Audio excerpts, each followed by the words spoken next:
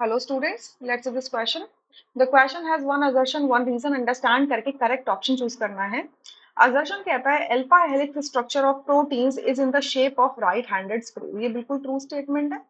Reason लिखता है there is hydrogen bond between NH group of each amino acid to the CO of an adjacent turn of the helix. ये भी बिल्कुल सही चीज है.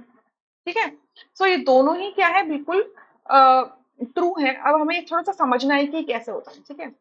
सो प्रोटीन का जो स्ट्रक्चर और शेप है वो तीन लेवल, चार लेवल्स में कैटेगराइज्ड है. पहला primary, then secondary, then tertiary and then quaternary. ठीक है. प्राइमरी जो स्ट्रक्चर होता है प्रोटीन का, that arises from the special sequence of the alpha amino acids in the polypeptide chain. ठीक है.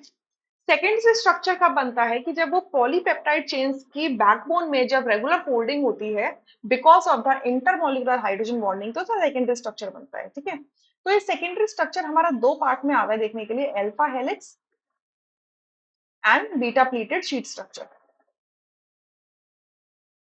राइट.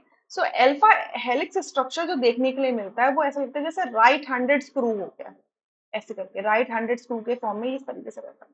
ठीक है.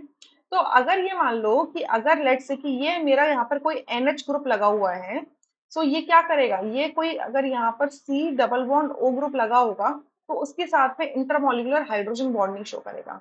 तो इस वजह से ये जो हेलिक्स का शेप है ये एकदम स्टेबल रहता है. क्लियर. तो रीजन असर्शन को एक्सप्लेन करता है, इस वजह से ए ऑप्शन करेक्ट होगा, rest are incorrect. I hope you understood. Thank you.